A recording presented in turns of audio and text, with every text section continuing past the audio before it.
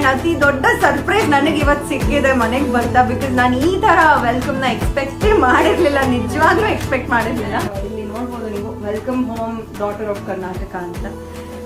ಇದಕ್ಕಿಂತ ದೊಡ್ಡ ಗಿಫ್ಟ್ ಬೇಡ ಆ್ಯಂಡ್ ಇದಕ್ಕಿಂತ ದೊಡ್ಡ ಬಿರುದು ಇನ್ನು ಸಿಗಲ್ಲ ಅಂದ್ಕೊಳ್ತೀನಿ.